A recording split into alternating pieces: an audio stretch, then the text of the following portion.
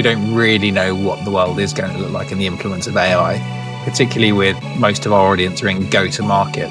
When we talk about people wanting to pivot, what comes to your mind? I recognize that oftentimes we're scared to make a pivot because we can't go from making several $100,000 a year to maybe not at all. Let's focus on what we can control, and our mindset is a big part of that. The number one question I can ask clients is, what would your life look like with less? They're already living a life of opulence and they're afraid of losing it, but they're typically afraid of how they're going to be perceived by others. And comparison is the thief of joy. The original title that we discussed was this whole big perception that, basically people lied to us about job security and that we're headed for an employment crisis. What would you say for our listeners? Don't leave your life into anyone else's hands but your own.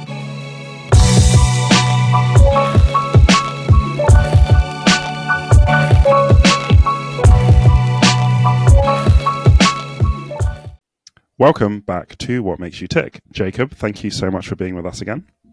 Happy to be here for part two. Part two. Rich, what did we talk about last time? We talked about a lot. I'm sure a lot of people will have just watched part one and now they're coming on to part two. If you've not watched part one, go and watch it now and then come back to this version. But what we talked about is the employment crisis. And there's certainly a perception in the world that we're in an employment crisis. And the data is that many, many hundreds of millions of jobs will be lost through AI. There's tariffs, there's all these macroeconomic conditions. The rhetoric is that the future is bleak. And we reframed a lot of those things. And we talked about how maybe the perception that job security even existed in the first place maybe is a myth and what might be a different path. We also gave some very interesting initial ideas around how people can think differently and what they can go and do. And what I would love to do, and luckily Jacob said that he's up for this one, is like really getting into the detail of some of Jacob's frameworks around how he actually coaches and supports executives to take control of their career, to think of their career in terms of being the locus of control. These are things that we're going to go and influence, and we're not going to let the situation affect our outcome. We're going to let our attitude and what we do influence the outcome. So what I'd really love to know is, if we talk about all this topic, Jacob, and I know it's been about a couple of weeks now since we did the last recording, what's been running through your mind since we last spoke about this topic of people's perception that we're in a employment crisis and that the market is incredibly tough right now for executives? I'll be honest, I haven't been putting that much thought into it because my approach hasn't changed, like in the slightest. And now I will hear from my clients, they'll constantly have this negative self-talk and what about the market and what about this, or I'm disappointed, or I should accept less, or there's all this, I know how it's going to go out even though I haven't seen how anything's played out yet. They know how it's going to be even though they haven't put the effort forward yet. And so my approach hasn't really changed in the last 10 years on that, which you alluded to earlier on. If you're going to pretend you're a victim in all of this, you're going to get those types of results naturally. Now, it's not to be overly naive, and sometimes I'll get pushback on this too, because I look relatively young, and sometimes I had a client that said, that's just your youthful naivety thinking, right? That's not the real world that you're living in. And I just have to ignore it, because I don't want to live in a world where I'm going to be a victim, and I don't want to live in a world where these things aren't going to work out, and I'm not going to live in a world where my family relies on me and I don't rely on my own self to help us get there, right? So in terms of like how we thought about it, I've seen some changes in the market. They don't surprise me. I've had a lot of folks texting me about, hey, what do you think about Trump's negotiation plan and how this is playing out and what we're doing and how we're rallying around that? So I've answered some interesting political questions, but in the scheme of things, so much of this is out of your control. What are you going to influence about it? Right. And the people listening to this podcast, I seriously doubt that anyone listening to this podcast has the influence to control the way the world's going to be. Right. There's only a handful of people that can do that. Right. And the ones that are controlling the ones we can see, we don't know who they are. Right. They're like the big corporations and things that are shifting this. So you could try your hardest to read the tea leaves and you'll probably be wrong most of the time. Instead, let's focus on what we can control, and our mindset is a big part of that, right? And you had brought some things up in the green room about, how do we make pivots and how do we change course? And I think that's wise. It's pretty obvious that AI is going to be very disruptive. If it's not obvious to you, you should probably pull your head out of the sand and stop being scared of it and start embracing it to some degree if you want to have a semblance of job security, right? Or at least skill match that people are looking for in the future. Like, I've heard more and more from clients, and like there are a lot of talking heads on AI that are just kind of scratching the surface. And there are companies that are really trying to transform everything they're doing with AI. I mean, was it Shopify said, don't even hire anybody unless AI can't do the job kind of thing. Like those commentaries pieces are coming out, which is, by the way, not surprising with how capitalism works, right? It's, can someone cheaper do this? Can we outsource this to another country? It's expensive to outsource it now because we're getting our asses tariffed off, right? Other countries are saying, hey, what if we took advantage of a country that lets us employ slave labor and then transfer all of our stuff in to drop costs, right? Now we're being punished for that. Go figure, right? So AI is really no different than what's been happening in the past, but you might as well align with some of those skill sets if you want to be considered, the one that rises through it versus the one that gets replaced through it. When you're thinking about people reinventing themselves in this pivot, and you quite rightly say that most people are going to have to pivot because we don't really know what the world is going to look like in the influence of AI, particularly with most of our audience are in go-to-market. That will be massively disruptive from everything from the way that businesses charge to the way that people consume technology to the way that they like to buy. Fundamentals will stay the same, but there's going to be a big shift. So unless people are already thinking about, I'm going to need to be ready to pivot and I shouldn't be scared of it, they're probably already behind. But some people are just going, look, I'm not really happy with what I've been doing for the last 20 odd years. I'm good at it. I've made a career from it. Sure. But I don't have the love for it anymore. And I'd quite like to pivot.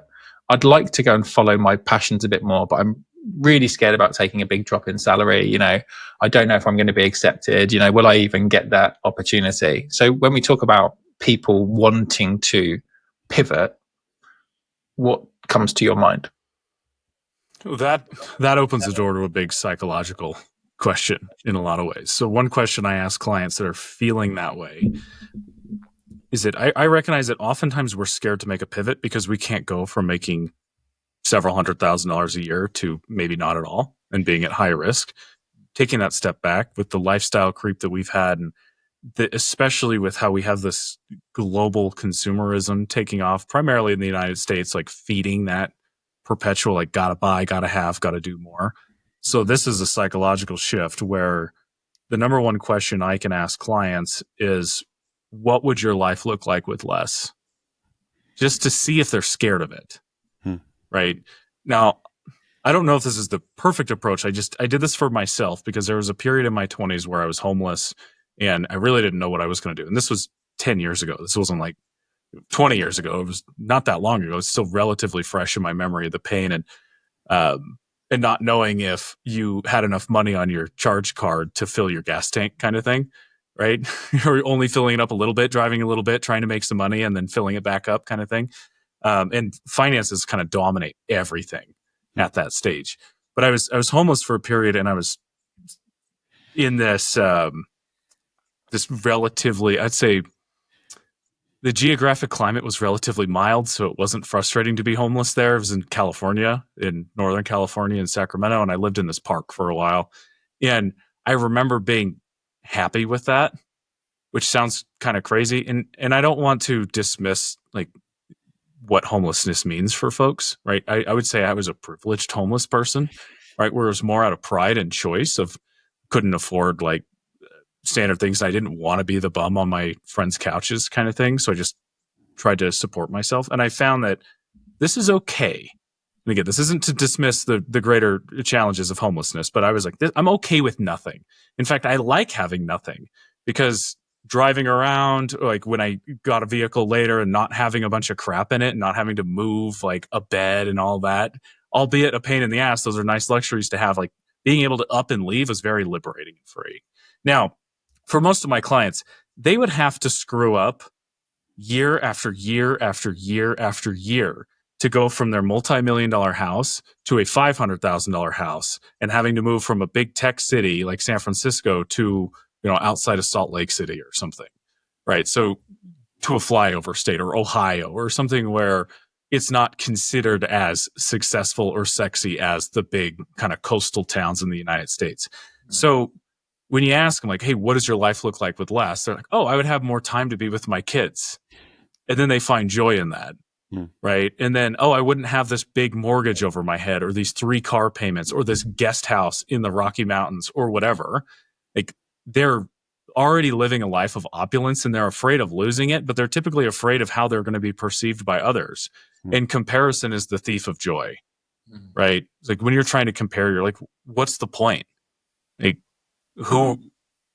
there's nobody really out there that you're never going to win. It's not a game you can win. At the end of the day, we all end up in the same place, right? Wherever that is. And you might as well just give it your all and do the things that you really love. So this does open a psychological. I know we wanted to get tactical. That's not tactical at all. You're like, oh, now I'm having this existential crisis because of Jacob, right? But when I ask people, like, what does your life look like with less? Sometimes it means the hardest part is a difficult conversation with your husband or your wife, right? Oh, like, are they going to love me if I make half as much money? Right. And with my wife, she'd be like, hell yes, please work less. Like, we want more time with you. I don't need to have this nice car, right? I don't need to have these things. I want you. Right. And so that in itself, if you can ask those questions and you have people to talk to around you and you can build that support, most people that you're working with in your circle will say, man, I want that for you. Oh, I'm jealous. I wish I can do less. Right. And then you start to build that confidence in, okay, now I can take a chance. And even if I fail, I'm okay. Right. So that's just a mindset thing. Now, I'm not suggesting that when you make a transition, that you go from $250,000 a year to $50,000 a year. Right. That doesn't necessarily need to be the case. It's just to give you the confidence that if that did happen and you found the need to move into that position, your life would still be okay. That starts to unlock a different type of thinking. So that's more of more psychological than I intended on getting here. But it's this. I had that risk profile baked into me because if I lost everything, I still felt like I was doing well. And it was still better than the situation I grew up in, where it was traumatic and dangerous. So one of the reasons I don't mind negotiating with top CEOs is because the worst thing that's going to happen is a lawsuit. Like, they're not going to fight you. Like, you're not in any physical danger. So any fight or flight you're feeling is absolute bullshit. Like, what's somebody going to do? And like, you're going to get them in a got you moment and you're going to have a lawsuit and like, that's going to be the trickiest thing. Like, boo hoo.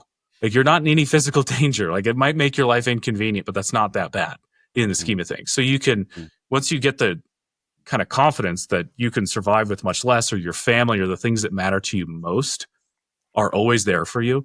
I had an article on this a while ago and I took it down. I probably need to rewrite it, but I used to have like my own hierarchy of needs all jacked up, right? So like my top priority was like health, and then it was like sex, and then it was like friends, and then it was like maybe family after that, and then like stuff, like physical things. And now it's faith is like number 1 and health is number 2, because without health, I can't even be there for my family or friends, right? And then it's my family, which sounds weird. Everyone says family first, and like family's third on my list. You have faith, health, family. If those 2 things aren't there before, I can't be there for my family meaningfully. Then it's friends. Then career's like 5 or 6 now.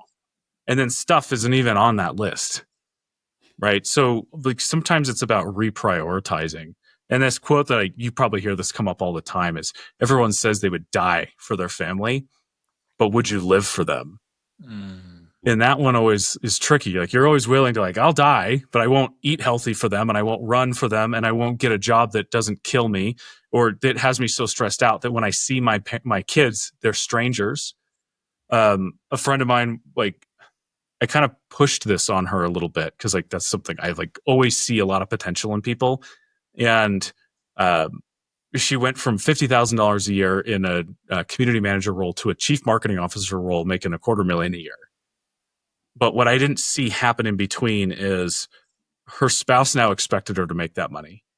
She no longer saw her kids as frequently as she wanted. She uses the language, it became a luxury to put my kids to bed at night. Wow. And so did I actually help her make her life better? And did she make her life better by grinding and becoming a C-suite executive? Look, it's not for everyone, and that's okay. And so maybe we need to reprioritize our ambition and why we're thinking about it that way. Like I always thought like CEO is the cream of the crop. Like, oh, I'm going to be a CEO someday. Then I did it and it sucked. So now when I hear somebody say, I want to be a CEO, I don't think they're qualified. Because if you want to do it, you're not qualified. If you have to do it for your vision and your purpose, then you probably are qualified. Because there's so much pain that you have to endure. And if you think you're the top dog or whatever when you're the CEO, you're wrong. Because you're typically under the boots of the investors, right? Or who controls the investors too, and then politicians. And so no matter how you picture your ladder in your life, just recognize you're always under somebody. And so you might as well make a life that's more fulfilling for you naturally. So that was totally off topic, but here we go. There we are. Anyway. But I think it's such an interesting duality because you being willing to let everything go is part of how you got everything that you wanted. You know, it's that thing of like, if you try and hold it too tight, you're actually going to lose it. But once you let it go, those things actually kind of come to you because you're in the right headspace to actually be able to like, I can negotiate and not care because I know I'm not going to die at the end. You know, so it's this really interesting duality. That's a rubber band effect. Yeah. You know, it's a rubber band effect, and it's also a negotiation principle that if it starts with no, or no is when the negotiation starts to happen. Like you have unlimited leverage when you can say no. In a job search, when you're interviewing, we were talking a little bit about a challenger sales environment, how I like to challenge, especially in executive roles, you should be challenging the process and challenging the people you're working with to see if there's alignment. You don't challenge something that you absolutely want, like if you're needy for it. So when you challenge and you push back, hiring managers aren't typically used to that. Like usually everyone's kissing my ass and groveling and trying to get the job. I always picture Oliver Twist, which is probably not politically correct, but he's like begging, like, can you give me some more, please? And I feel like that's how most people enter interviews. Like, oh my God, I need to fit into this box and I need to be this person for them. They put a mask on and they forget who they are. Versus the ones that are who they are and can communicate that well and challenge, like, hey, do we have alignment here?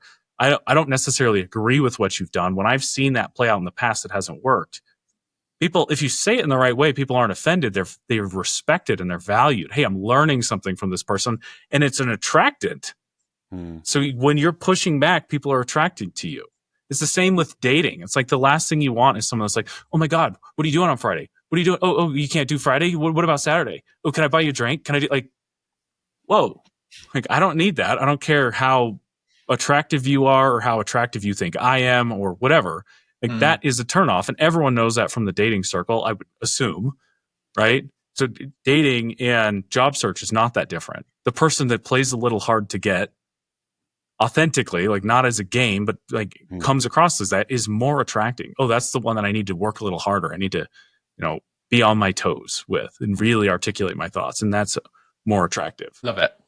There's so many things that come to my mind and there's like a million questions I could ask, but I would just try and stick to where we wanted to go because otherwise I could just talk about exactly. And I know we've got listeners here going, get to the blooming tactical stuff. I need to go and get a blooming job. So let's talk about that. Because really, when we're talking about pivoting, it's about, well, what you actually go, well, what do you actually want? And a lot of the time, like you say, what people do is they're taught and like they program. And you talked about in the last episode that people go back to like default. They go back to, oh, well, last time I interviewed 10 years ago, this is the way I approached it. And it's like you're playing the game that's been designed for you to lose, where you are a candidate trying to get accepted for a job. But you've got different ways of thinking about this. And I just wonder, like, if you've turned that into a system where people can go, right, from thinking about even what do I even want in the first place to actually going and getting it. What does that look like in the world? Okay, so let's get tactical. We talk a little bit about go-to-market strategy, which again, I assume most listeners will understand, right? So first thing you need to realize is that you're a product and you're selling a professional services deal, right? You're selling probably 40 to 60 hours a week, maybe more if you're in top executive jobs. You have to bundle this product up and you need to see who are the buyers, right? You can do that for companies, but can you do that for yourself? And when you don't know what to do, and like there's a lot of sales folks here, what do you send your BDRs out to do? They go talk to people and they go, hey, do you have this problem? And they say, no, get out of my inbox, right? And then they do it again and again and again. And the beautiful thing about having an outbound sales team is that you can get more data than you can just kind of on your own. Like people will make snap decisions. Hey, I interviewed for 3 companies. They all didn't like my ideas. Therefore, I'm stupid and need to change. Right? No, you just only talked to 3 people, right? Maybe you need to talk to more people. So if I'm trying to figure out what it is I want to do with my life, even if I'm just trying to find another job and I know what I want to do with my life, the key isn't my resume or my LinkedIn or the messaging that's on a website. Like by the time you write your website copy, it's too late. Like the beautiful thing about sales and BDR work is you can change it on the fly based off who you're talking to. So the number one area when someone's making a transition that I want them to monitor is the number of conversations they have. Right? So the KPI is number of conversations you can have in a week. And if we can scale that number up, whatever the original, I think I could talk to 5 new people. The mindset we want to be in is, okay, but what if you add a 0 to that? What would it take to talk to 50 new people? Now, it's not that I want you to talk to 50 people flippantly. It's I want you to go through the thought process on what it would require of you to talk to 50 people. And typically they say, oh man, I'd have to call Rich and I'd have to call Tolu and I'd have to ask them for like 5 people that they can introduce me to. And I'd have to ask those people how to introduce me. And I'd have to convince them to introduce me to people. And then now we're in the right mindset of what you need to be doing. But with 5 people, like I can get 5 people. That's fine. Right? I can do outbound. Like that's probably not going to work over time because you have to do so much. Right? But I want to get in that mindset. I want you to talk to a certain number of people. I usually let my clients pick that number. If that number is very large, what also happens is your time becomes more scarce. As your time becomes more scarce, you get more picky. When you get more picky, you get more clarity. Right? I don't want to talk to that person because I don't want to, oh shit, I don't want to do that. Clarity. I want to talk to more people like this because now I'm bogging my calendar down with people that aren't going to do any. Oh, I need to talk to more people like this. Now our targeting improves. So this is similar to testing messaging when you're bringing in a product to market. Like, oh, I thought the chief operating officer was the decision maker. It turns out it's a decision bought through committee by the sales leader, the CEO, the investor, and this, right? I need to build connections with the salesperson, the CEO, like all of these. And now it starts to improve your targeting when you measure your conversations, right? Now, this doesn't answer the what do you want to do with your life question, but I don't think you need to have the answer to that in order to have great conversations. So great conversation could be, Rich, you know me better than probably most of the people in my network. Now, I'm thinking about making a change. But to be honest, I don't know how to talk about it yet, but I would value your perspective because you've been in talent for so long. Like, does this path sound crazy? What do you think? Then I might say, if you were in my shoes, what would you be looking at? Now, if I ask 50 different executives that have all, let's say, been more successful than me, like this is also part of, you need to put yourself in the room, right? You're the culmination of the 5 smartest people around you kind of thing, like, and you kind of behave like them. And if those people are all dumb, like you probably are in the wrong room kind of deal. It's kind of like that. So I want to ask like 50 people or 100 people or 200 people, like if you were in my shoes, what would you do? And I'm going to start to collect data, right? And so that data is relatively anecdotal and small scale. So we need to be mindful of that. Just because 200 people say you're dumb doesn't mean you're dumb, right? So it could just be that you're barking up the wrong tree with those people, right? And so I think this helps start the process. Don't be plastering your messaging on LinkedIn if you don't know what you want to do yet. Talk to people first. Like just as you would, I'm bringing a product to market. I have my sales team practicing messaging. I have my AEs having conversations with potential buyers. They're telling me they're not interested, but they're telling me that another part of their company may be. So there's some data points there. As I talk to those people, I've noticed that these are the talk tracks that start to resonate with them. Now I'm going to put that on my resume or on my LinkedIn as something I'm interested in, right? So there's this whole process where oftentimes you don't even need to get to the resume or LinkedIn. You just start talking to people and they say, Rich comes to me. You say, Jacob, I got somebody you need to talk to right away. You should talk to Tolu. I'll go say, I'll make the warm intro for you kind of deal. And then that conversation goes, Tolu hires me and we're good to go. We don't even have to go through the other processes. So like through the challenge of trying to find out who you are, you'll likely close deals. And the cool thing about going to market with yourself versus going to market with a product is that with yourself, you just need one. Right? Now, ideally, we can talk about having all your eggs in one basket. Ideally, what's going to happen is you'll have 3 or 4 interested people, and then you have to decide, which do you like more? Why? And if you can ask why 5 times, like, why do you like this? Why is that important to you? Why is that thing important to you? And so on, you're going to get to the core of clarity. This is important to me. This company is 200 million. It's on the rise. It's going to IPO. It's going to be a unicorn. It's really compelling. The culture fit was great. This one was a bigger company, but it sounded like there was a little mismatch, and maybe you're now discussing these different opportunities you have. This also creates leverage for your negotiation because you have a choice. And you might say, I'm kind of interested in this. Maybe I don't need to work for them full time. Maybe I can consult for them 10 hours a week, 10 hours a month, get a little side cash, use that learning, and take this job full time. So I did that a bit with my career too, where most of my initial consulting deals started as W-2 offers that I negotiated into 1099s because I didn't actually believe in the company that much, and I wanted to test the waters first.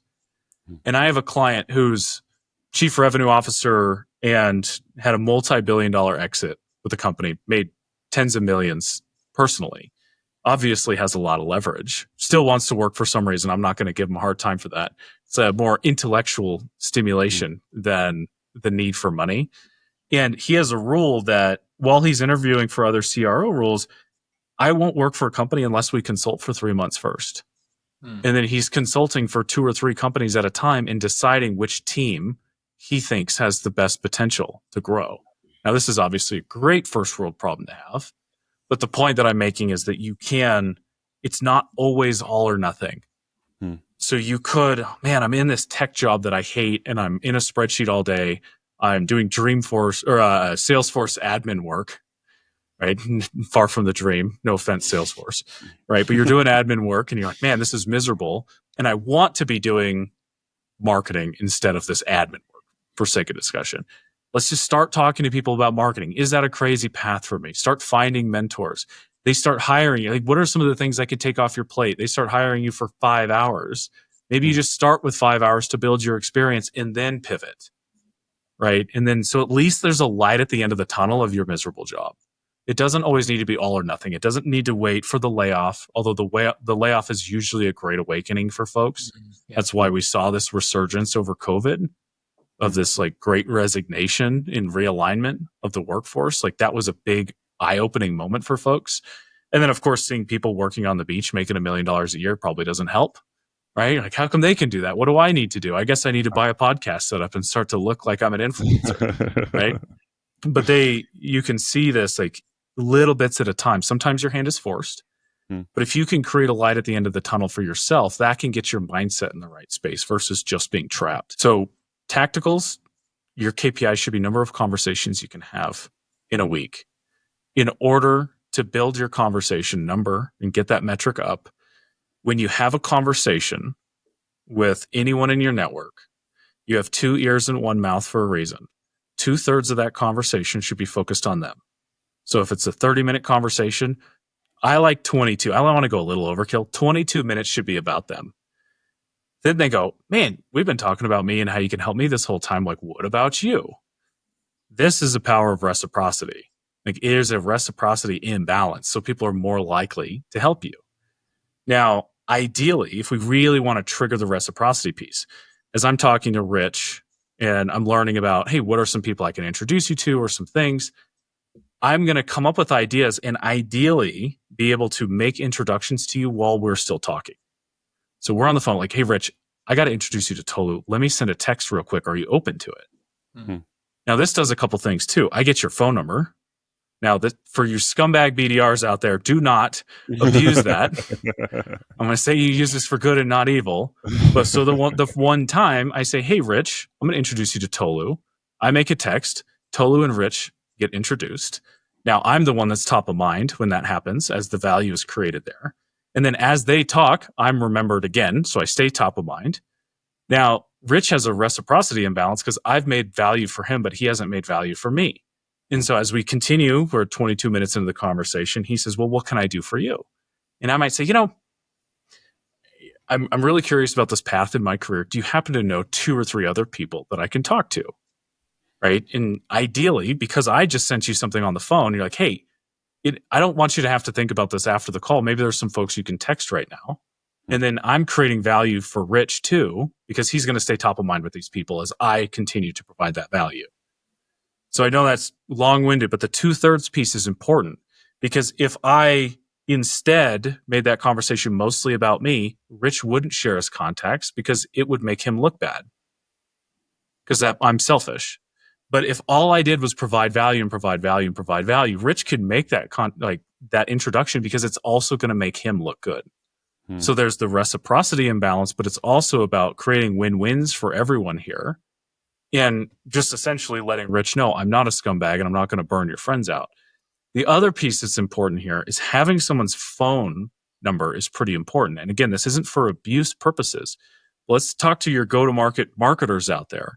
What's your open rate on a text message send versus an email send?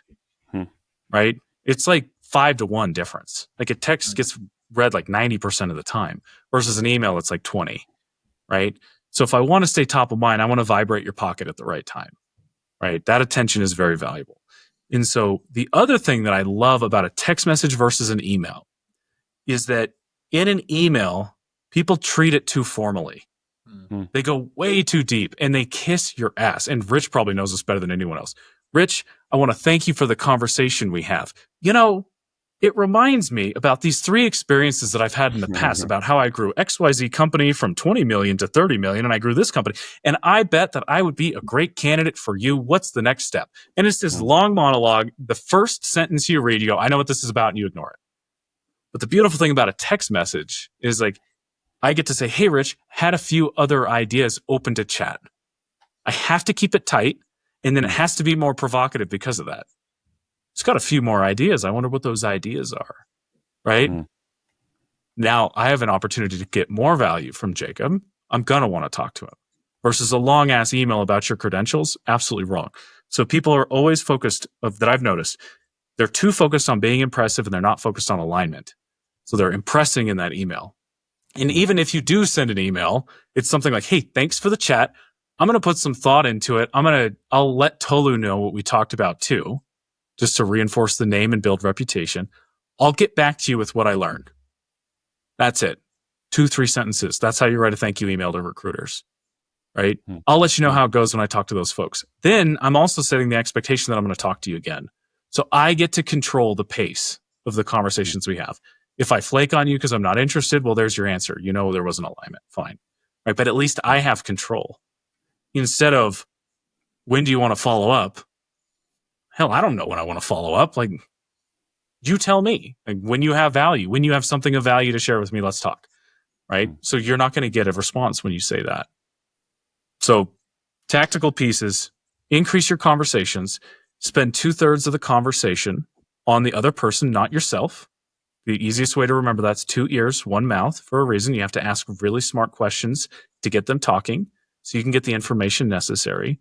That's going to trigger a reciprocity imbalance. That's going to make them more likely to introduce you to somebody.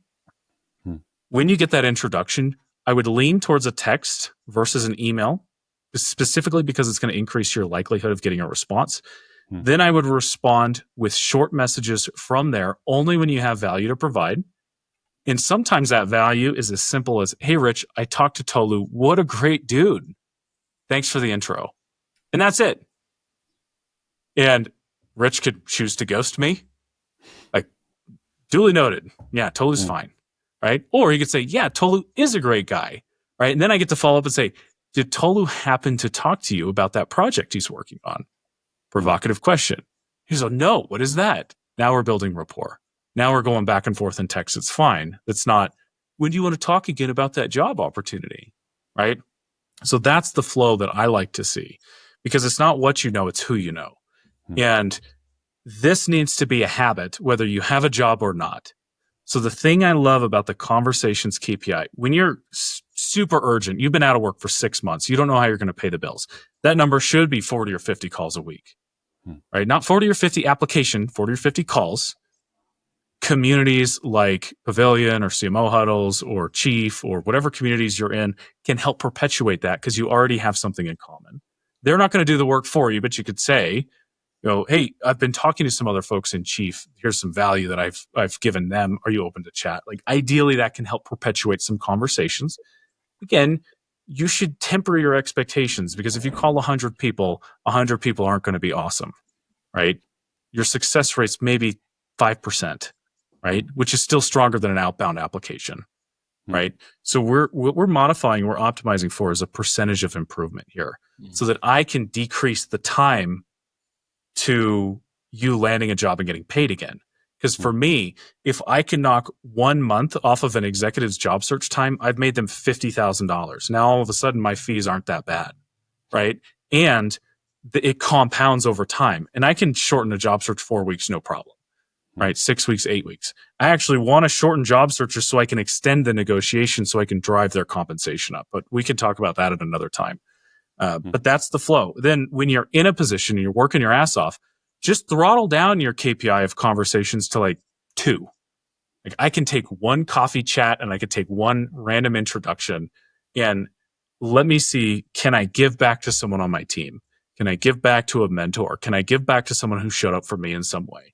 And you don't necessarily need to have like a complex CRM to remind you of this, right? There are triggers that I've set for myself. I do a lot of travel. And as I travel, I don't expect other people to think this way, but when I drive through Sacramento, I think about the guy who took me in when I was homeless and let me live in his garage. And so when I drive through Sacramento, I have a bias for action to contact that guy. And I just say, hey, Eric, how's it going? Like, was thinking about you, just drove through and reminded me of that time, right? And then I drive through Davis, and I used to live in Davis for a little bit and commute down into San Francisco. And I think about the people I lived with in Davis or the people that I was partners with. My first mentor, Aaron Glinsky, lived there. Now he lives in Detroit. And I say, hey, how are you and your wife, Dina, doing? It's just this like bias for action, not because a CRM told me check in. It was, I drove past a thing. It reminded me of you. People love to have that feeling too. Like one gal bought me a Chipotle burrito when I was like fired and like kind of helped me. It was the day I got laid off. She bought me this Chipotle burrito and I never forgot that. And then like 5 or 6 years later, I helped her land a $300,000 a year job. And I didn't charge her or anything. I just remembered the kindness she gave me. And now whenever I go to Chipotle, I think of Patricia. And I don't know why. It's just like ingrained in my head. This is probably some psychosis, but I'm hoping this is an actionable tip for folks. Like, oh, I remember my time back at Salesforce. Here were some people I actually enjoyed during that time. And then I can catch up and have conversations. And again, most people aren't going to respond. We're all busy. You should set that expectation. So I guess this would be step 2 of this plan. Bias for action plus surrender the outcome. You do the thing that needs to happen. If they don't get back to you, don't cry about it, right? Doesn't stop you from doing it again. There are people in my phone. I have over 3,000, 3,500 or 4,000 executives in my phone. Like I counted. I've done a lot of texting. And I can think back, like I'll look through threads with some of them and I'll have texted them 5 times with no response. And then every once in a while I'll get, hey, Jacob, I was thinking about you. Like, you just ignored the last 5 messages over the last year and a half, you ass. Like, why now? I'm actually going to meet with someone a little later today who's done that to me. And he's like, hey, Jacob, we need coffee. And I said, you know what? You have to come to me. That was the rule. And he's like, sure, see you on Thursday. So, but he didn't, because when you do the reach out, if you're trying to help somebody, it's not annoying. So sometimes I'll send a message, hey, I've seen some changes in the market. I've seen that CROs are making this now. Here's a couple examples of some landings that happened. Right? Just wanted you to know. No expectation of a response. I don't need to start a conversation. I'm just creating content. I guess this is similar to creating content on LinkedIn, I guess, or creating content on YouTube or podcasts. You're creating value and you're putting it out there. And when the timing is right, it comes back to you. So you're marketing yourself in that. So you can market through text message and through your relationships, people that are already likely going to have a stronger open rate than doing it cold. I love that thing about having no expectation, because I think that's where so many people get tripped up, because they're like, oh, but I text and they didn't text me back. I called. But it's like, it's okay. Like, do the things that you're meant to do and the right things happen. One thing I wanted to ask you about, though, is that you talked about giving value, right? And I think that for a lot of people, they don't necessarily know how to identify what would be valuable to someone else. So especially if I'm dealing with someone who is, an exec, like a CEO, what do I, who might be quite junior, have that could be valuable to that person? So how would you help someone to identify the value that they can give to someone? So oftentimes the value that you can provide to others isn't your value, but others' value that you've heard too. Hmm. So the lazy way of doing this is, hey, Rich, I saw an article that you should read, and I send that to you, right? Which still can be very effective. Like Rich sent me some podcasts that I've watched with Daniel Priestley and a couple others, and I found them very valuable. And it was great that he was thinking about me in that, right? But as this becomes a habit, it compounds. That's why I'm very clear that habit and discipline are very important for this. Mm-hmm. So if it's 50 when you're out of work and still 2 when you're in work, you have to have the habit. Because what happens is, as you talk to these new people, and sometimes your gateway is, hey, I happen to know Tolu. I want to talk about how tall this guy is, right? Sometimes it can be soft and just have a casual conversation, right? But as you talk to more people, you become a vessel of what you're learning from them, right? Especially if you're spending 2/3 of the time speaking. So the reason I framed it the way I did about conversations about listening more and providing value in that is because it makes the rest of it inevitable. You will naturally become more valuable as you learn from other people, as you naturally learn. And this happens in interview processes too. Even if you go through an interview, let's say you're interviewing for a top job that you probably didn't have a shot at, but you got through the process. The CEO at Stripe was talking to you, right? And I've clients like this all the time. CEO of a Stripe, or we had a conversation with Zuckerberg the other day and Sam Altman, and like we've had conversations with these top executives. Even if they don't get the job, I get to say, hey, Rich, I was talking to Sam Altman the other day, and his focus was this. Now, Rich is learning through what I learned from Sam, and he's got the inside track on what's happening at ChatGPT. So I don't even have the value, but do I? I learned the lesson. But that also, not that we just want to name drop into perpetuity. I don't want you to all become Tony Robbins, right? We're just name dropping everyone and distracting the point, right? But it's, hey, I learned this thing about this talent recruiter that was in the sales space that I thought would be interesting to you. Do you want to talk about it? Right? Or I saw this post, and eventually that knowledge flows through you. It's like, I'm strong at negotiation, not because I'm a master at negotiation, not because I've got some PhD. I'm not Chris Voss. Like, I don't have this 30-year tenure doing negotiations for a living. I'm strong at negotiations because I've been the source of thousands of executive conversations. So I've seen it and built that. So I've become a vessel of that information. And then I know we're going to talk about AI a little bit later too, but that's what makes training of AI unique. It's the specialty knowledge that you put into it, not just using it blankly. Right? So maybe that's a segue for us, or we're going into more tactics. So I don't know where you want to head this conversation. No, definitely. Let's talk about 100%. Let's talk about AI. I think it'll be fast because everyone's using it, right? I saw a post the other day from a friend of mine who's a sales coach, and he was like, "I've got 50 AI prompts. Type prompt if you want it."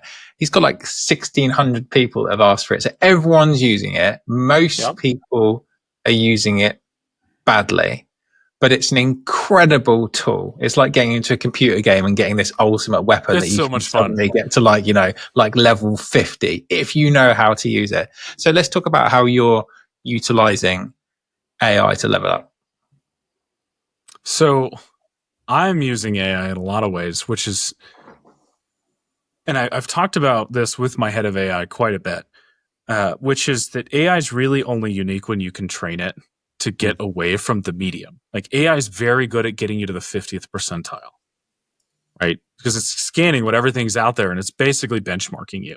So if you're just copy and pasting from AI, you're probably going to be mediocre. And for some of us, that's an improvement. For others, for executives, that makes us look poorly. No, I mean, the thing is, like, all of my clients think they're the top 99th percentile. Somebody's got to be wrong. Right? Like somebody's got to be wrong. Like I'm sure you get everyone thinks they're the best candidate in the world. Somebody's wrong. Right? So, for some of us that increases, like if you're not creating content at all, it's probably better to be creating than just consuming. So that's a level up. For those not leveraging AI at all, even playing with it at a base level significantly improves your knowledge base, right? And I was resistant to it for a while, just in general. Like, I really don't want to have to rely on this, but it changes your thinking in ways that open up new categories that you didn't have before. So I'd rather you be playing with it, even though you know that it's going to look different in 3 months, and it's going to look again different in 6 months, because I'd rather you have the front of the pain of experiencing it than trying to play catch up later. So I like AI from that perspective. Now, where I've found AI to be effective, and this is what we've built into some of our tools, like with our LinkedIn tool, I trained it in a contrarian way that is based off of my subject matter expertise. And that's why people like it. They're not getting more of the same. It's not a bunch of fluffy crap. So I found some value. We've built that through, like, we've used Zapier and Make and a little bit of Vertex in Gemini. We've used Perplexity for some additional research. We've used a lot of my custom training. When it comes to my content, I custom train it. And then I also say, like, some of my influences are like Aristotle's principles of rhetoric. Some of my influences are influenced by Robert Cialdini. Some Stoicism principles from Seneca and others, maybe Ryan Holiday, some life coaching and pieces from Mel Robbins, right? As an example, like, so you can take influences that are well documented and improve your content that way, right? Ideally, what I like to use this for is learning more than trying to be impressive. So it helps me learn, which helps me educate my clients more. What I don't want you to use it for is to be someone that you're not, to try to trick Rich into hiring you, because he'll see through it in a conversation, right? He'll know whether or not you know your stuff or not. But from a learning perspective, that can help. It's helped, like, open up a lot of the menial tasks. Like, totally, you pushed me to get on YouTube, and I don't want perfect to be the enemy of good. So I just put some videos out there. I'm not wild about them. Even the last one I published is awesome content, but the audio is a little off because I had the shotgun mic in the wrong spot. But because I have the confidence that I have the editorial tools and the systems to build it, I can just go and get better and better.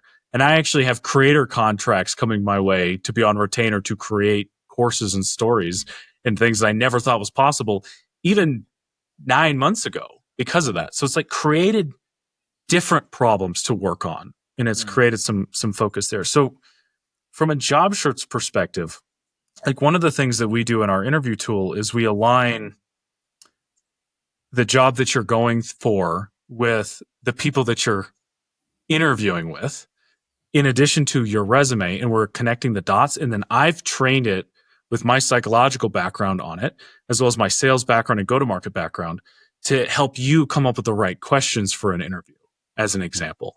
And so if I were to try to train this on my own, like, I think our interview prep tool is like $20. It's not expensive, right? And it spits out 40-page report on, here's what your interviewer is like. Here's the questions you should answer. Here's how to do a challenger sale. Here's how to do a closer approach to your interview process.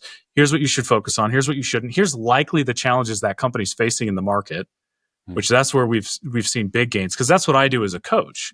Like, if you're interviewing for Meta, and say, like, they're having an AI war with Microsoft and with, all these different tools, here's how you step up your interview to have an opinion about that. And then that comes out in the report. So you have to plan this out. Like, as you kind of want to treat AI like a coach. And if it's not giving you the answers you want, ask it to up-level it. Now, one thing that I found that's really helpful is when you're an executive leader and you're asking AI to do executive things, it's going to give you a lot of jargon and bullshit, because all of its examples are jargon and bullshit. So after, like, this, I guess we're giving them prompts, for the 1,600 people that want the prompt, it's something like, can you up-level this to a senior executive audience? Great. Oh, look at all these buzzwords. That's awesome. Now, can you make the language more accessible and clear? As if it was written for someone maybe in college or in high school, right? And so what happens is then the language dumbs down and becomes way more accessible to a larger audience. And then it also makes it easier for you to understand. So instead of saying, I did this transformation optimization at scale and the ROI was 10x of like, it just gets so buzzword soup that you don't really know what that means. It's like, I changed the company. We grew much more. This was the outcome. So you have to train it through that, right? And ask it, up level it, then make it simple. Follow this process. So if there are coaches out there that have processes or frameworks that you like, and I guess this is happening to me right now, but people will take one of my blog posts down.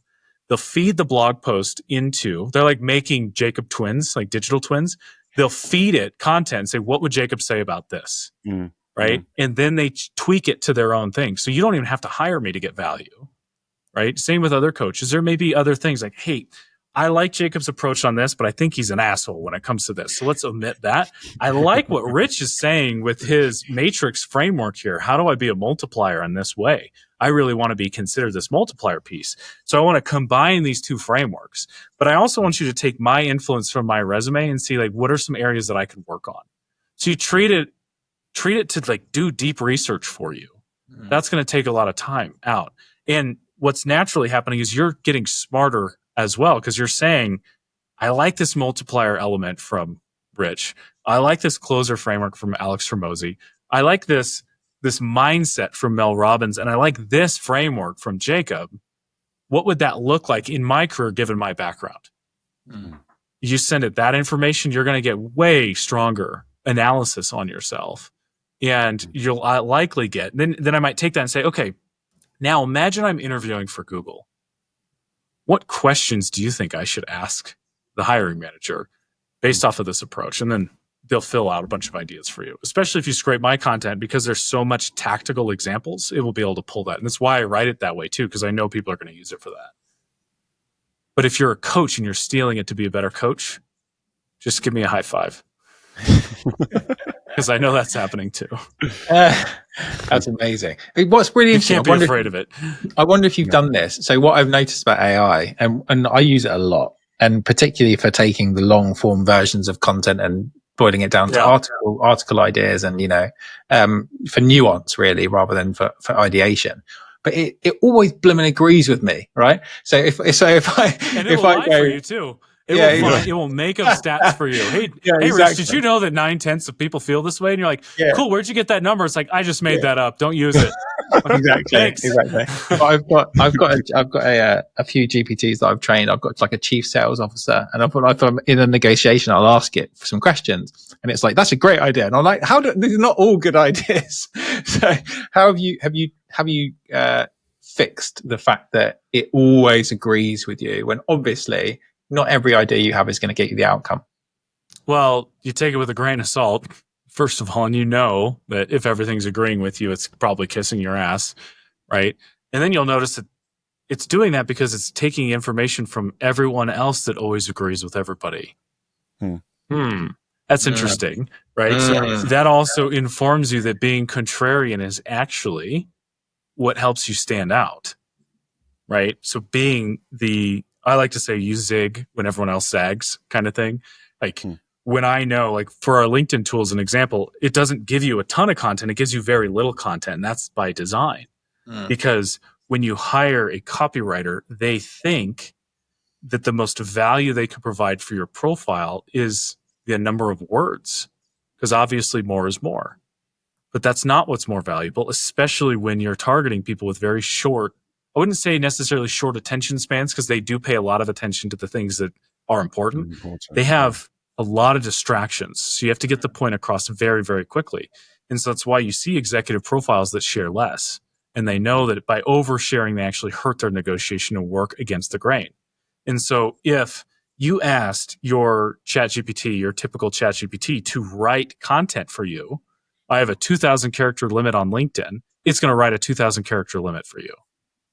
But that's not valuable once you get to a certain stage. I don't even think it's valuable at middle stages either. I just am speaking from the highest stage there. Like once there's that if you know perception, like if you have a VP title at a top company or even a C-suite title or whatever, sometimes you don't need to say what you did. No. The only time you need to say what you did is if nobody knows who the hell the company is, right? And then it's still better to be vague in that so that you can take control of the narrative on the phone, which you'll be really good at if you're paying attention to conversations being your KPI, right? Because that's the fastest learning you can get. And even as you're learning those, this is a cool thing. If most people are pretty okay with having like a Fireflies or a recorder in the room, getting transcripts, we feed those transcripts right into AI to help come up with content ideas and strip out all the confidential information. Or you can look at, and this conversation will be a bad example because it'll say Jacob spoke 80% of the time, right? But that's why you're here. You can look at, that's literally why you're here. So that makes sense. Fireflies will tell you, hey, you spoke 78% of the conversation and they only spoke this. It's kind of like gone, right, for those sales folks out there. I think that's pretty helpful to understand, scraping down those transcripts, what could I do better, and asking it, of which you have to ask, like, you have to train it, be really hard on me, be cutthroat. Like, you have to use prompts like play devil's advocate, and it will fight against your ideas, and then you can see where the gaps are. So that was a long-winded way of saying, like, train it not to love you.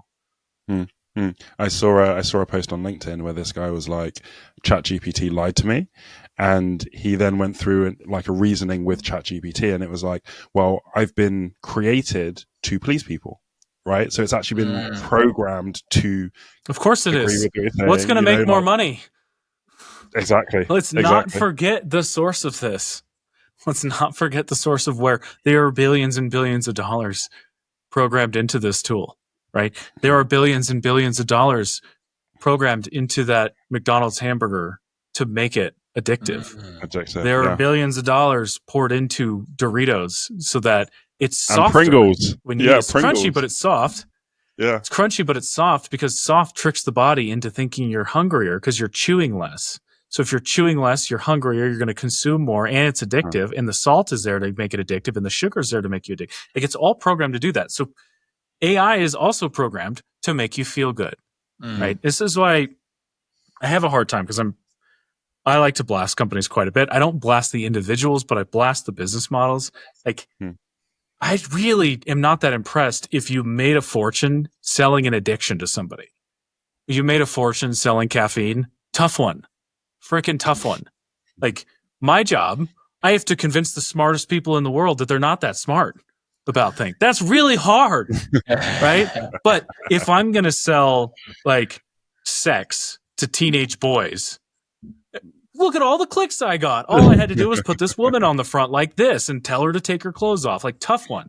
Tough one. You exploited that woman, and you exploited those boys, and you exploited that whole platform, right? I'm not impressed with your business model. So I'm not impressed with a lot of social media platforms. I'm not impressed with most of big pharma and big tech and like all of this. And you can see it. It's all designed like that intentionally for the shareholder. So you should just, I have an article coming out in a couple of weeks.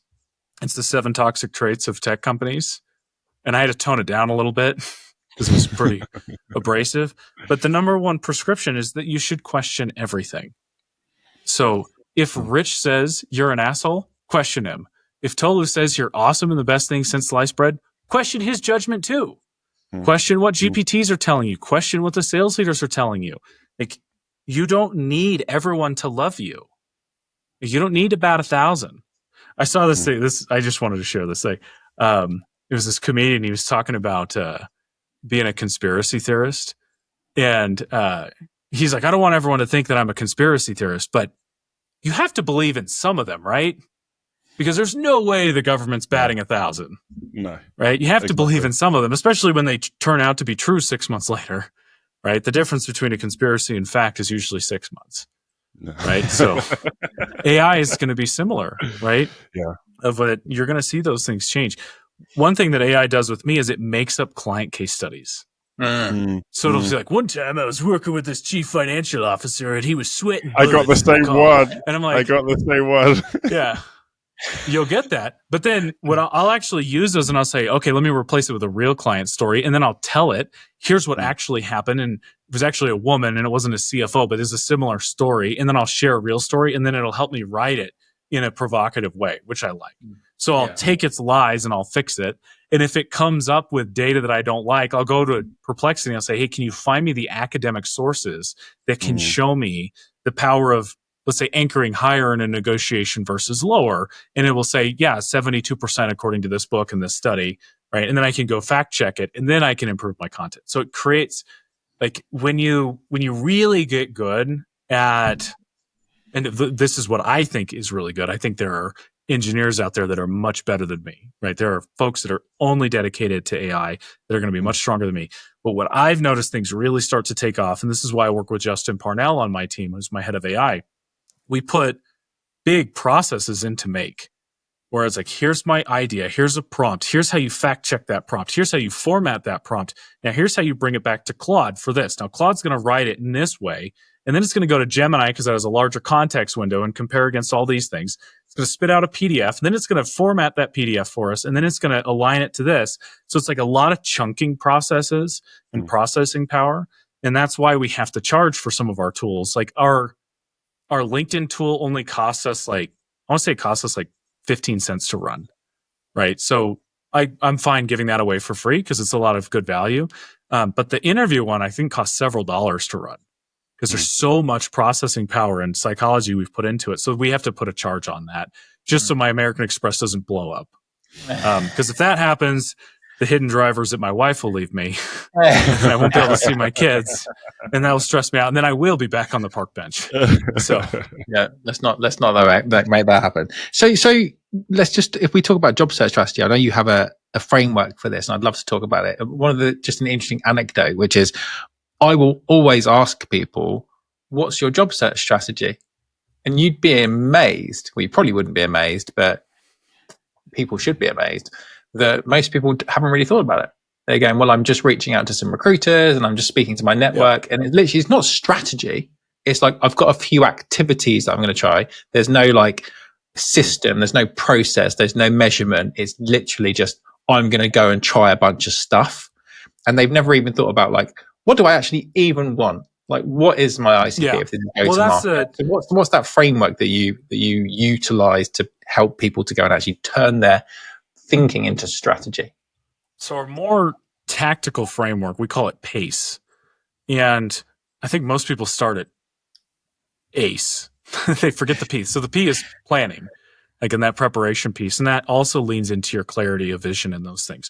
And what's tricky is that you could technically, like the traditional approach of just going to talk to people and figuring out, not that far off from what you need to do, right? So we don't necessarily want to bog someone down with a big, extensive framework that they're going to have to monitor every time, because job search is already like chewing glass. The last thing we want to do is hand them another pane of glass, right? Yeah. That makes it even slower. It should feel more natural, but the planning phase is important as stopping to understand, like, am I positioned for the right value segment, right? Am I positioning myself as high as I want to, right? So like, are you a big fish in a small pond? Like we see a lot of this with the folks, and especially in these startup communities.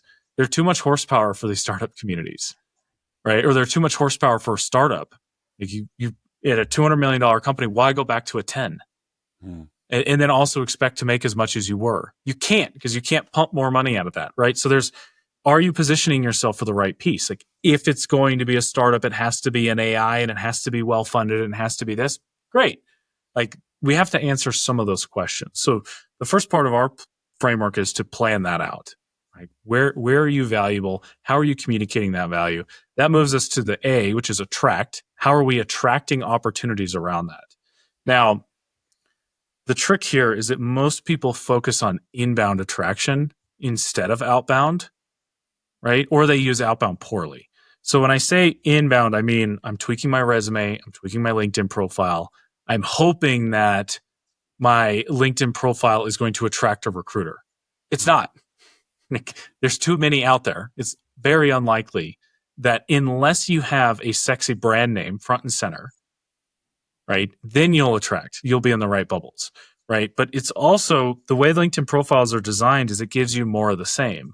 As you probably understand better than most, Rich, about how recruiter works, right? You change your industry, you're in an entirely different group of professionals. All you have to do is tick one box.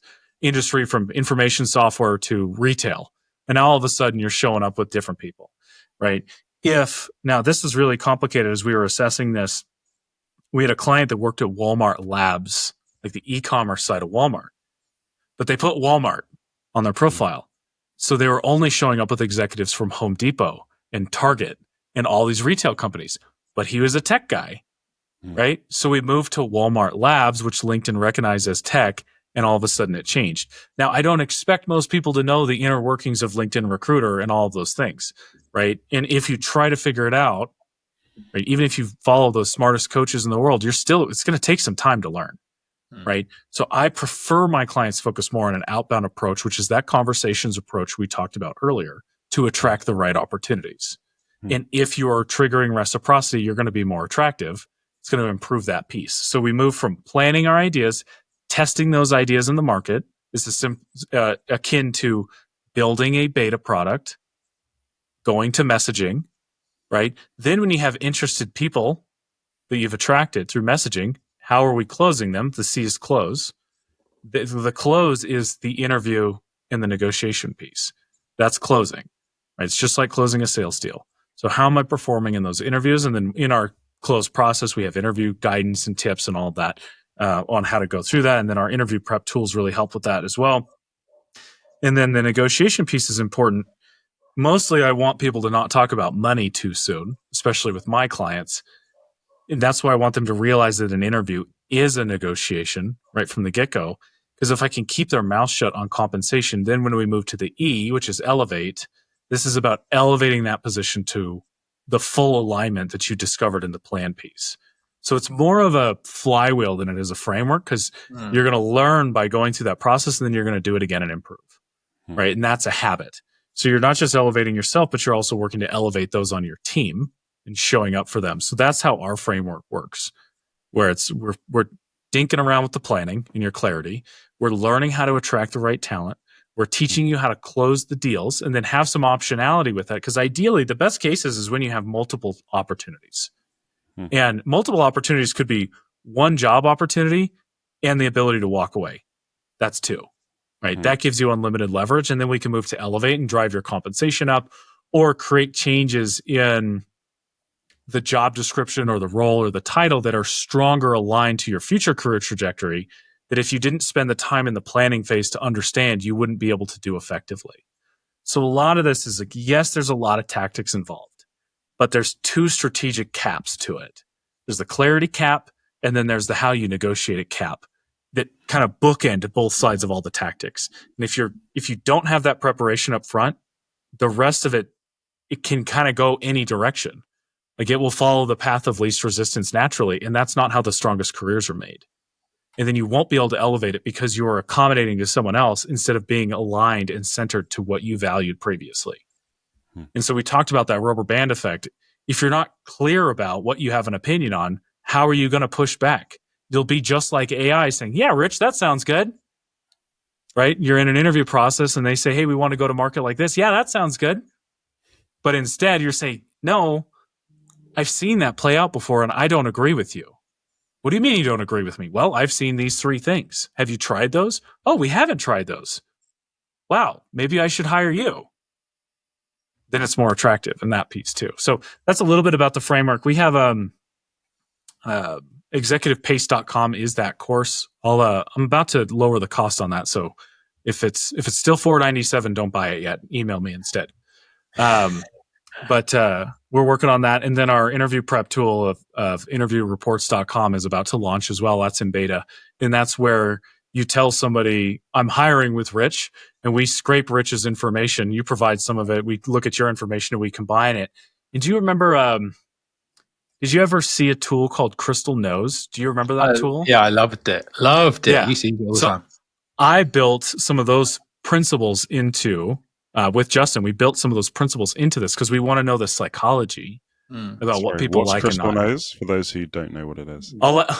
Rich, I want you to talk about it. Yeah, so it's a plugin for Google where you basically pulls a disc profile for people that you're going to go and speak with from their LinkedIn. It's incredible.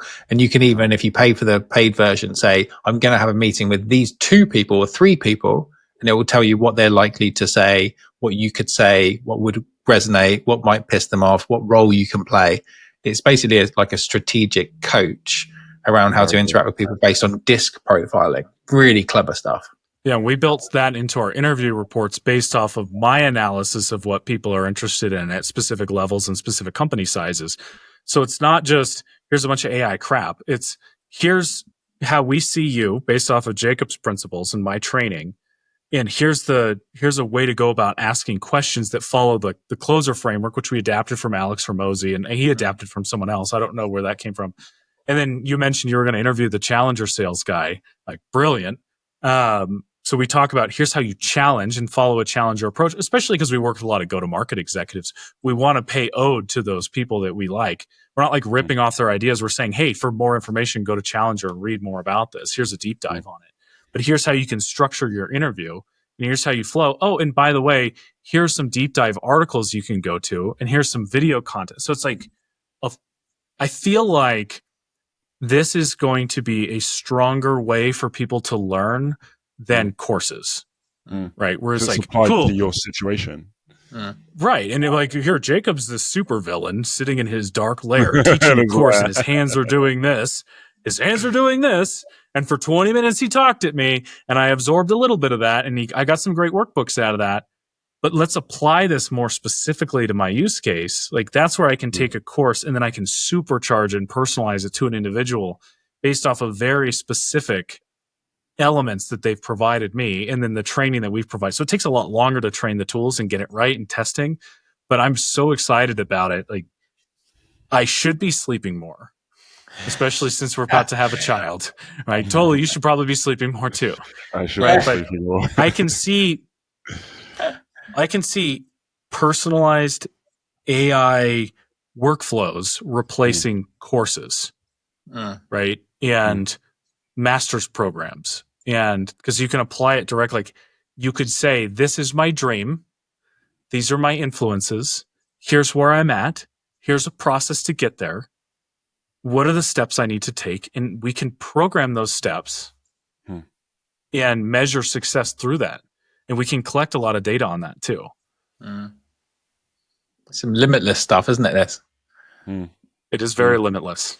I wonder how many very clever, astute people, obviously, like this, because this is my idea, this is how I'm labeling people, Jacob, but they could totally utilize your tool for sales, right? If it's the principle is you're going to be speaking to a bunch of people. Oh, absolutely. You're basically going to go and do discovery. Your tool could 100% be used by salespeople when they're going to go into a new discovery situation. It's very, very similar. And we have talked about building a little nuanced path for that too, to help folks in that. Again, it's not hyper proprietary information, right? The way, but my head of AI and I are looking at it, Justin, we're looking at it as it's a race to the bottom, right? Like, these tools are going to be useful. The difference makers are the way they're trained behind the scenes. Yeah. So 100%. is Jacob's knowledge contrarian enough and different enough to help me stand out versus, Rich's knowledge in this? We're going to have different takes, and it's going to get you to a different outcome. Versus if it's just a Y Combinator AI project that popped up with someone that doesn't have subject matter expertise, it will still get you somewhere. But we think right now that that's going to be the medium of the pack piece, because what's making AI unique is the subject matter expertise behind it. That's helping it. It's helping narrow its focus to what we know works for certain people in certain ways. And then that we think will be more effective and that's also why we see companies like LinkedIn almost be a little behind on it, because it has to be more generic because of how broad their audience is. Right. So we can build these like specialized microservices to impact certain people. And that in itself is a race to the bottom. I doubt it's $1 billion idea or anything like that. Right. I guess one company can raise a boatload of money and race ahead as like this brand, like the brand will mean more than the product. I think I can see that shift happening too, which is kind of the opposite of how it's been lately. Like if all products become equal, the brand is what will set it apart. So people will say, do I like Jacob, or do I think he's a little too clean cut right now? Or like, is he too much of a supervillain? I like Rich. Like, look at the purple. Look at all that purple. Look at that big smile. Like, he's someone I can relate more with. So I'll use his tools. Yes. Yeah. Amazing. What I think of you a bit of, Jacob, is a bit of a philosopher. You definitely have that kind of vibe. And I know you talked about wisdom, and I believe the definition of wisdom is the love of philosophy. And you're helping to like make people think differently about things. And for me, it's the greatest power that humans will have in the AI world is that we have wisdom. We have the ability to go, that's a really bad idea, or this is that doesn't stack up, or this person's not worth listening to, or this isn't good. That wisdom of experience that you have, the context, is what will separate us, because we're all going to have these incredibly powerful tools. And we talk about prompt engineers. I'm like, what do you mean? Like someone who can design good questions, right? If you've got the ability and the wisdom to ask the right questions, to ignore the wrong information, ignore the wrong people, and get from AI and then from people better connection, better engagement, better questions, better answers, better relationship, better trust, better friendships. That's where the human equity will come through. Yeah, I say it's EQ over IQ right now, because IQ is commoditized. And thank goodness. Thank goodness. Yeah. There was a lot of stuff I was really dumb at that I can sound smarter at now because of its advancement. I've created other frameworks, and PACE is the very tactical one, right? Which is what we wanted to focus this on. So PACE is a tactical job search framework.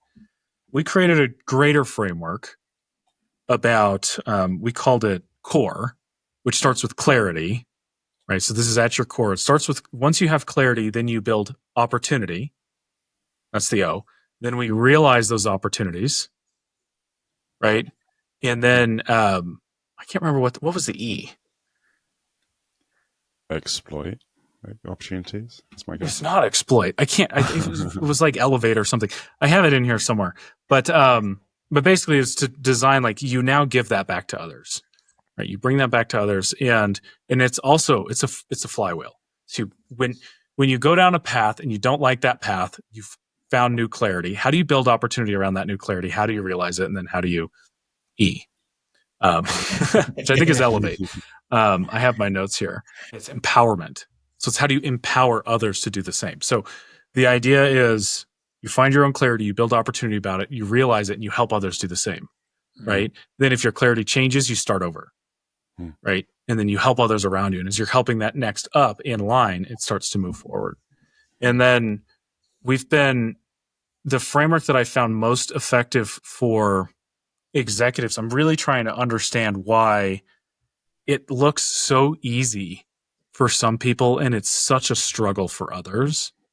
And there's a lot of, and this, I'll talk about this in executive framework too, because you mentioned you were talking to folks in OTB at Pavilion. Yeah. Right.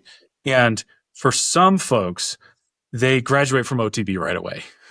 Right. And it looks really easy. And then there are others that have been in OTB for 2 years, and it's a struggle and it's a grind. And I've tried to analyze these folks side by side. And I don't know if this isn't to call anyone out in particular, but I've noticed that those that tend to do better match another framework that we have very, very well, that they've had more discipline and habit that has compounded over time that started sooner. So it's like you don't build a well when you're thirsty, right? So for the folks that have graduated sooner, they built a well a long time ago. They know how to drink, right? And they know how to hydrate. For those that are in OTB for a long time, they didn't build the well. They're trying to do it now, and it's taking longer, right? And what that well looks like is what we call the precise framework. And so I've been doing this series. I'm like halfway through it right now, but they have the presence, like they have the right presence in the room. That could be vocal inflection. It could be like Tolu has such good presence. It's ridiculous. It kind of annoys me. His voice is so good, right? So beautiful, isn't it? But being tall does help. Like there's some things other people have different. There's some privileges and advantages to that. Doesn't mean short people can't have presence. That's not what I'm saying, but it's different, right? And so there's this presence where you command attention and you're more authoritative and you speak slower. Like you've made a comment that I paused for like 6 seconds, which apparently people don't do. You can embrace silence. So presence, you take up more space in a room, right? You're comfortable and casual. There's your rhetoric, right? Are you repeating that clarity point you're talking about? Like, what is it that you want? Can you repeat that over and over and over and over. Like it's the beating of the drum. I think Tolu, we've probably talked about this before. Then it's the emotional control. Like when somebody says something you disagree with or that hurts your feelings, they call you out in public. Do you get defensive and lose all control right then? There's tells that happen right there. And this isn't to be like this Machiavellian stoic, right? But it's how do you control when somebody in a boardroom says, hey, Tolu, I think your idea is trash, right? Does Tolu get offended and lose control? Or does he say, well, I wasn't expecting you to say that. Can you help me understand? Right. So emotional control when things go south is very important. Then it's your credibility. I had a video go out on credibility recently, credibility and reputation. Right. And this is also part of ethos, pathos, logos. If you're paying attention, credibility is a big piece of Aristotle's rhetoric. Right. So it builds with that. But the more credible you are, when you walk into a room, people believe you sooner rather than later. Now, there's also other things that can erode credibility. And then there's cognitive biases that can make it harder for some people to get credibility to no fault of their own, which makes it even more difficult. Right. So I don't want to dismiss those things, but if we're in a vacuum, credibility is super important. And ideally, it's all merit-based. But we know we don't necessarily live like that. Then it's about your intentional positioning. How are you positioning yourself? Are you playing down or are you playing up? Right. So you need to be positioning yourself ideally. I prefer people to position themselves ambitiously and forward thinking versus positioning for what they've done in the past. Because sometimes you got to reach a couple rungs up on the ladder and get your hands slapped, learn from it, and then grow. You're still failing upwards. Right. So you want to be positioning yourself at the top. And then it's about having the strategic influence to get other people to follow you. But without having the presence in the rhetoric and the emotional control, people don't take you as seriously. Right. And so not only can you could be the most polished person in the world, but if you have no situational awareness and ability to influence others, you're not going to do shit. Right. Because you need, again, I've seen these, if we're looking for a tactical example, when I have a CRO getting a job at a top $1 billion unicorn, I almost always hear the investor or the CEO, whoever the hiring manager is, say, who are the first 10 people that follow you? So like, we're not just hiring you, we're hiring a full company transformation. Who are the people coming with you? And that's also why I say it's not what you know, it's who you know. And it's why we should focus on conversations. If you're not building yourself with a succession plan with your mentor or with top leaders that you admire, even if they're competitors of yours, you need to be planting those irons in those fires everywhere. That's what strategic influence is about. And then only after you have presence, rhetoric, emotional control, credibility, the intentional positioning, and the strategic influence, can you execute effectively. So if you want to negotiate your ass off and execute deals that have never been done, those other steps best be true. Right? You can't come in and just fake it right off the bat. Right? That doesn't necessarily work at the highest levels. You can get away with it at startups quite a bit. I'm an example of that, where I've failed forward and I've almost leaned heavily on charisma and rhetoric. And I didn't even know it was called these things. It's not like this is this big orchestrated puppeteered approach. I just noticed that I did those things. Like, you can get away with it at earlier stage in smaller companies, but the more mature the company gets, the harder it gets. And then you also want to understand at what level of that do you want to be comfortable with? Because I have clients that will have gone from a company that was at 400 million and gotten it to 1.2 billion. You've been there 6 years, done a big deal like that, and said, look, Jacob, I can't help but feel like the company's gotten more draconian and authoritative. And it almost feels like it's private equity backed and it's all for the investors. Like, the story is gone. And you should recognize every single company has to do that at scale to make money for the investors to do that. So if you want to have fun and enjoy your work and be most fulfilled, it's probably a smaller company or vision you believe in, or a smaller entity within a larger company that says they want to transform in that. So it's not that you can't work for big companies. For example, like Meta went through this trend, I want to say it was like 4 years ago. I was actually interviewing for a position at Meta. They were hiring growth PMs at the I9 level. It was like 1.1 million a year or something. And they were only hiring former CEOs so that they can build new offshoot products and invest in innovation. Like, that sounded pretty cool. Otherwise, I probably wouldn't want to work for Meta. there are a few areas that would be interesting for me. Same with like LinkedIn. I don't want to work for Microsoft, but there are parts of LinkedIn that I would love. I love LinkedIn Learning. I've got some courses coming out on LinkedIn Learning. I could improve the AI features in their job search pieces and provide frameworks. I could see that being valuable. But as these companies grow up, like you'll see that certain changes don't get made anymore because they can't, right? Like there's a reason that Pepsi is lobbying the hell out of the White House and RFK right now to not give them a hard time about high fructose corn syrup and all the colors and additives, right? There's a reason, like the purpose of that company starts to invest money in lobbying to protect their business model, even though their business model is destroying the country, right? Destroying kids and children. And so you choose, like, I'm not saying the individual working at Pepsi is bad. I'm saying the machine has to go that way. And so you get to make choices on how much integrity you have and which angles of that are important to you. That's the precise framework. Not actionable at all, just those things must be true in order to succeed at the highest levels. Yeah, I think it's incredibly powerful. Incredibly powerful. I just wonder, as a closing statement then, Jacob, so the original title that we discussed was this whole big perception that, basically people lied to us about job security and that we're headed for an employment crisis. As a closing statement, what would you say for our listeners?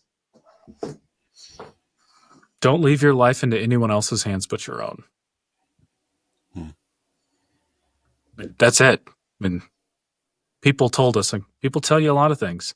People told you to go to school and get an education and take on a bunch of debt. How's that working out? Right? People told you to follow this path. People told you that. Like, the answer is question everything. What is someone's intention behind telling you that? That was something I think I was very fortunate to learn at a young age, that my father told me that, which is just question everything, every single thing, right? If you're watching Fox News, question it. If you're watching CNN, question it. They both have an agenda, right? If your insurance company is telling you to go to a specific doctor and they ask you to take a specific medication, question it, right? You cannot have blind faith in anything. And that's why, my number one guidance is faith, right? Because technically, this isn't any faith in particular. I'm not trying to offend anybody, but technically that's the one thing that's unbreakable and unshakable and can't change. If you have your faith in your spouse and your spouse cheats on you, right? That can happen because they're human. As humans, we're all at fault, right? We're all flawed in some way. And so, and in churches, this is a big thing too. Like, people get offended when pastors do something bad. It's like, they're also people. And they're like, well, I don't think they communicated the message right, because they're people. The book was written by people too. Like, there's flaws in everything. Everything has flaws, right? So don't gaslight yourself because the entire industry is doing something. And especially for executives, it's like, hey, I'm reading all this content. The content's not designed for you. Like, look at it. You're in the top 1% of the top 1% of the world. So by nature, when you look at content, 1 in 1,000 things might resonate with you, right? So that means most of the stuff you're seeing is noise. It's noise and noise. And it's not to say that that's bad information. It just might not be aligned to you. Like, a lot of people love Gary Vaynerchuk, right? And I can't really stand him. I'm not saying he's dumb, because he's not. He's very intelligent, and he speaks to a certain audience. A lot of people love Tony Robbins. I don't particularly like Tony Robbins. Phenomenal. Like, he's clearly very successful. He's helped a lot of people. He wouldn't help someone like me. That's okay. It doesn't mean I think he's a bad person necessarily. Like, there are different strokes for different folks for a reason. And so you just can't blindly follow advice, right? Question everything and everyone's intentions. And then you'll start to understand a little bit more about what you can do and what's important to you. And what's important to you isn't what's important to your neighbor. So don't look at their new G-Wagon and think you need one too. It's not keeping up with the Joneses, right? Like, having a farm out in the middle of Montana is a dream of mine. I don't need to be doing podcasts to do that. I just need to eliminate my ego enough to feel comfortable getting my hands dirty for once and taking care of my boys in a yard and teaching them some life skills, So, yeah. And then that, and what would your life look like with less? Because if you're comfortable with less, you feel more confident negotiating with what's truly authentic to you.